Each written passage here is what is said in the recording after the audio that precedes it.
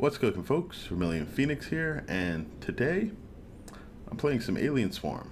For those that don't know, Alien Swarm is a game that came out in 2010 where you took on the role of a company of Marines trying to infiltrate a base outside of Earth, probably another planet. Can't remember exactly which one you were on because it's a campaign called Jacob's Rest. It's a mining colony. There we go.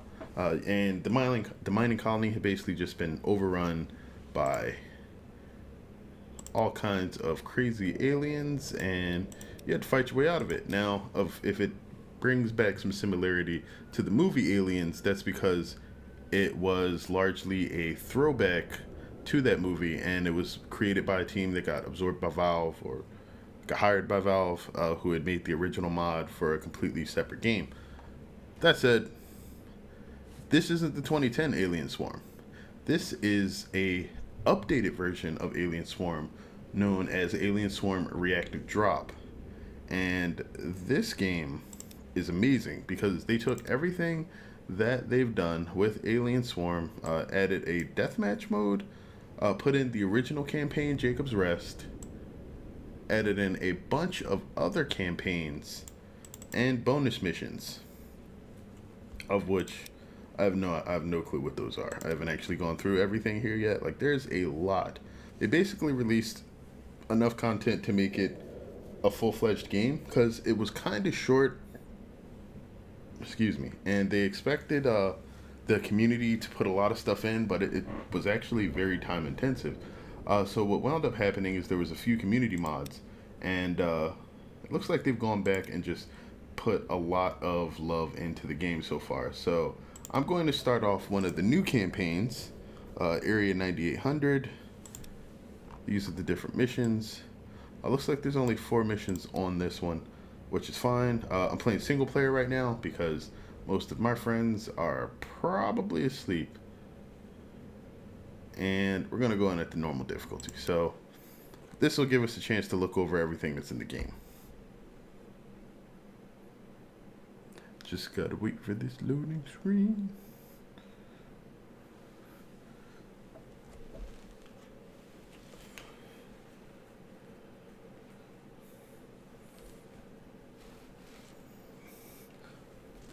Okay, so with the new game, because this does treat itself as though it's a completely new game, none of the player data from the original Alien Swarm migrates into this. You start everything over. And if you're familiar with progression and prestige systems like those in games like Call of Duty, this game was created with that originally. You have 8 heroes or playable characters in the game. They're not really heroes because all they have are stat values. They don't really have any particular types of abilities. So it's more specializations or classes. There are 4 classes: officers, special weapons, medic, and tech. And they do have some specialties that only they can do. Like, leaders offer bonuses to the party, have a damage bonus, and can use these super husky shotguns called Vindicators. Special weapons are the only group that can use miniguns. There we go. Couldn't think of it for a second. They're the only group that has access to the minigun weapons. They start with one. They also have the ability for their bullets to pierce. So if you're fighting a lot of enemies, you can deal a good amount of damage to all of them. And then we have medics. Medics are actually really interesting because they're the only class that can both heal and remove infestation. And if you're not familiar with the whole concept of alien infestation from the Alien films, basically there are little aliens running around in the game. Some of them can infect you. That infection is 100% guaranteed to murder you unless it gets cured. And medics are the only ones that can do that. Now, that becomes really crucial only if your team plays a little haphazardly and manages to get infested, but there are new enemy types in reactive drop that will basically make that a lot more likely to happen. And then we have our technicians, Crash Vegas. These guys are basically required for anything that involves hacking. So they're the class that you'll probably see on most missions, just because some of them you can't even start without one. That said, all of them have individual bonuses, which you can see down here. If you hover over them, you will be able to see what each of them do, and that basically gives you the difference between selecting one or the other. Usually it goes between some sort of combat bonus or some sort of survivability bonus, and for the most part that's the trade-off. Do you want that damage, or do you want to be able to survive a bit better? Either way, everybody's pretty good. I played with just about everybody in the original game, but let's go ahead and pop into a mission. I guess I'll run with Crash. Techs get this nice prototype assault rifle. The prototype basically has a lock on, which normal weapons do not have. So if you mouse over an enemy, they will automatically have like this little red reticle on them. Well, you'll be able to see it. And then they just take all your shots for a few seconds. When you're playing single player, because this is new even to me, you get to make your own team. The character that is in your slot, you obviously play. And I'm doing this so you can see like some of the hacking mini games and stuff. But then you get to select everybody else that you want on your team, so you can make sure you have a medic and your team is properly diversified, or however you like. But let's go ahead and get this started. Okay, squad, we need to check the shipping manifest, see if any survivors made it off this rock. All right. Way down to the landing bay and find a terminal where So we I can messed this download up. the transport records. I'll check in with you there. I mess this up a lot sometime. Your right click in this game is your melee attack. I tend to try to mouse 3 it, which is the mouse wheel click, and that is how you that's your alternate fire for your primary weapon. Since I'm a technician and I'm using the prototype rifle instead of the normal assault rifle, it fires stun grenades. Stun grenades don't deal damage, but they will stop the aliens from moving. If you have a regular assault rifle, it is actually an incendiary grenade. Now, this game does have friendly fire, so you don't want to, there's the red reticle. Normally you have to aim pretty directly at enemies to actually hit them. So there's not a lot of things that you'll find in this game that you can use. Oh, those are just bugs. You can just step on those grubs. I know it looks like you can go up here, back here, but you can't. I've tried.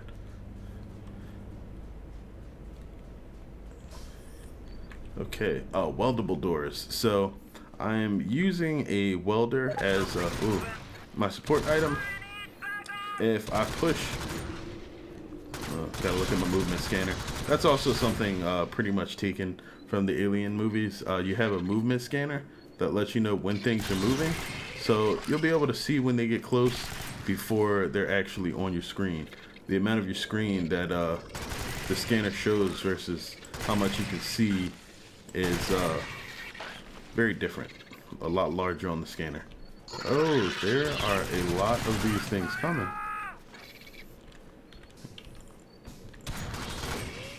There we go. So you can see that by tapping one with the welder equipped, I can weld this door. Now,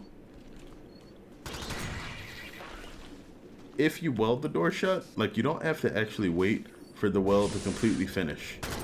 If you do, however, it takes a lot longer to unweld it. In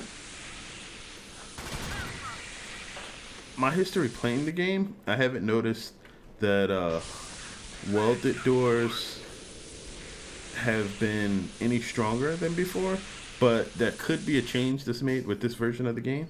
So I'll have to play around with that and find out, because it looked like they actually keep track of the amount of welding on the game or on the door now that they didn't before, as far as I'm aware. Oh, There's the stun. Now, normal is pretty much the tamest that you'll see the game. It can get pretty crazy on difficulties like brutal. I'll take the jets. These are jump jets. You can use those to get to certain places. I don't think I can actually go up there, but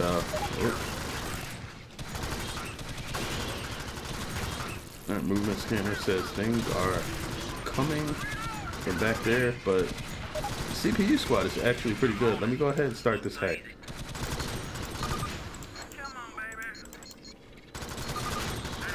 Nice, and I didn't get logged. So that's the hacking minigame. They've added and upgraded a lot of it in this version of the game. Okay. It can get much more complicated than that, which it didn't in the older version of the game. So I'm liking a lot of the changes that they made here. I messed that up.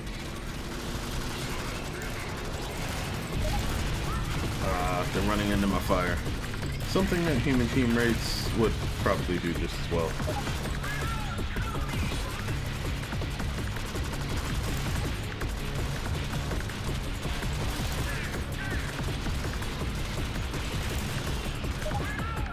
Alright, there we go. So one of the things that I find interesting is that none of the other teammates seem to be able to deploy their junk.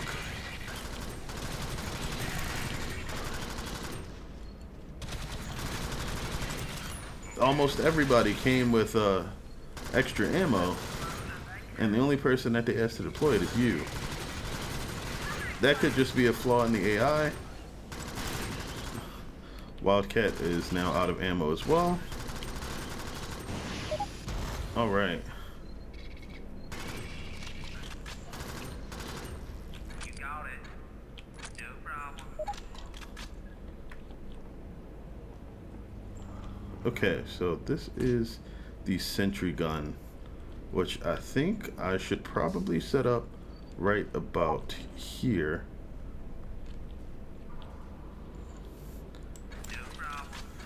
Only techs, I believe, can assemble sentry guns. Either that or they get a bonus to it, which makes them basically build it and tear it down much quicker than regular players. Unlike a lot of other things in this game, the sentry gun requires that it be completely built first. Can I not? There we go. Alright, that's what I thought.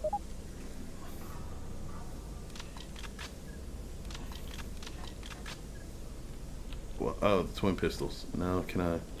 Yeah, there we go.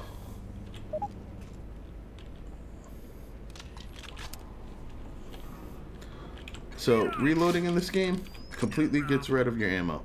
Any ammo that you had in your previous clip is gone and you will never get it back. So that's another thing to be aware of. You generally do not want to run the risk of taking something you don't need.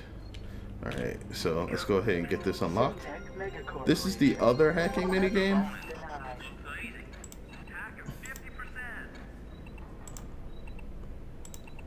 Oh, nope, need to go the other way. There we go. As far as I'm aware, those are the only two hacking mini games in there. Guess record keeping wasn't exactly high on the priority list when the swarm hit. We are now search and rescue until otherwise informed, so keep an eye out for survivors. Head for the far exit. And this one definitely is going to get logged.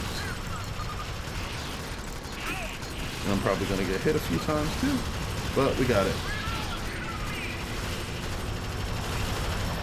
Alright, so these guys should probably get gunned down pretty hard by my turret. I have to watch the flyers in the back. The music in this gets pretty high too. Of course, the turret does run out of ammo, so you need to be aware of that.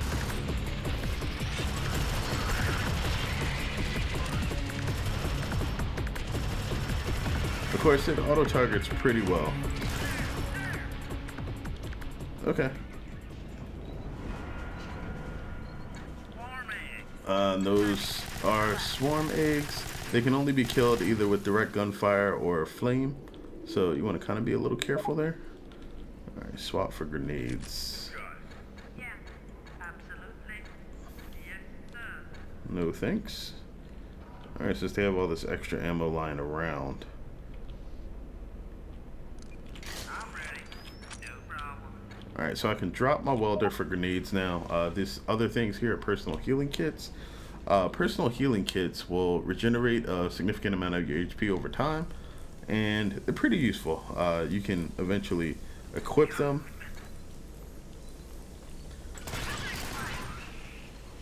At the start of missions. There's actually a whole lot of gear that you can bring into a mission with you. Okay, you guys are shooting me in the back and I'm getting hit by the flyers. Those don't add up. Okay. So one of the things that is a little difficult to get accustomed to in this game is vertical height.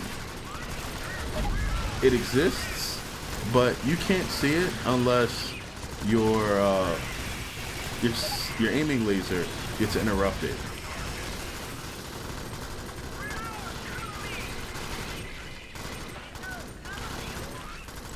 There's also callouts. Oh, whoops, that's not what I meant to do. There we go.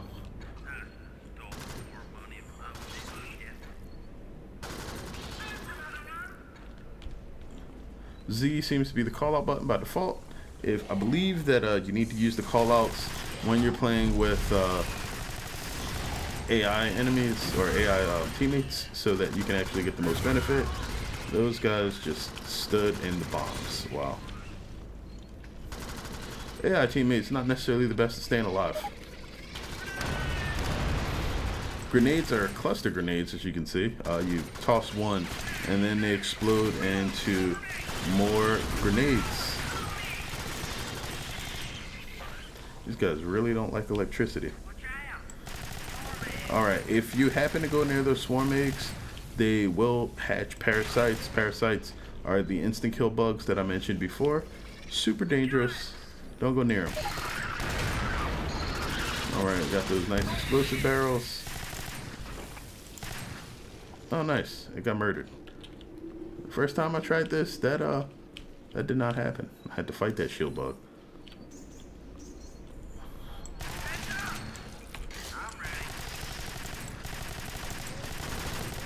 Alright, these guys are completely new, I think. They drop these little tiny critters that come and attack you after you kill them. Alright, this is another hack thing.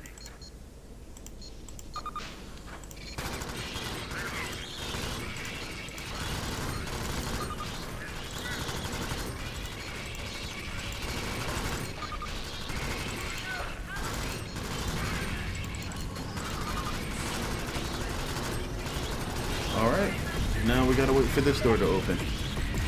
Sequences in this game are pretty straightforward. You generally go through and complete whatever current quest objective there is. And once you get there, you kind of wait for stuff to happen. Usually you get attacked by the swarm during that moment, and that's what makes it crazy. This is actually the end of the match though, and there's usually some high stakes moment there. Objective complete. Good work, Marines.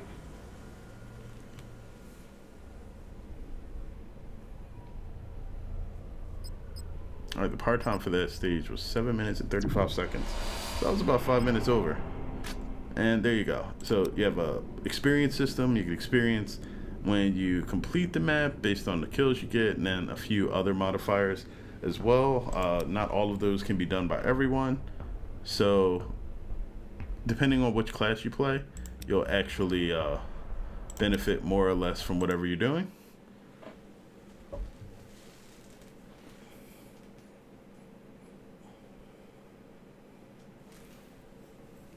And so that's pretty much the game. Now, what I didn't go over in detail was this. This is the primary weapon select screen. There's actually two weapons for each player. your primary weapon, and then a secondary weapon. They used to be able to be the same, but that's kind of pointless. The ammo satchel is the default secondary equipped item, and what it does is it carries 3 full clips of ammunition for any weapon. You can pick it up even if you're using special weapons, though I think they use so much ammo that one pickup is a full like reload for them, but they have a ton of bullets to start with. Like this here, this is 250 shots, and she comes with 1 reload, and each one of those cases is another 250. So it's a really useful secondary item, but then you get things like the prototype assault rifle for the techs. That's why it says tech only. Special weapons is the auto gun that you see Wildfire has there. Officer only is the Vindicator. That's the shotgun. Then you have twin pistols, sentry. The sentries can be torn down, so if they don't use all their ammo, you can pick them up and take them with you. But I don't believe they have the ability to be reloaded. So that would actually make them a lot better, but oh well. And then there's a ton of other unlockables that you get by just continuing to play the game, including different types of heal guns, different weapon varieties like grenade launchers, piercing rifles, chainsaws. I think everybody's original personal favorite was the flamer. It's just really good. But either way, I really, really enjoyed my time with the original Alien Swarm, and I'll probably see if I can get a few guys to jump in and play some games of this. But the game is 100% free. If you own Steam, or if you have Steam, feel free to download it. It's delivered through the Steam platform, and it will cost you nothing. Either way, I hope you guys enjoyed this. Thanks as always for watching, and until next time, have a good one, folks.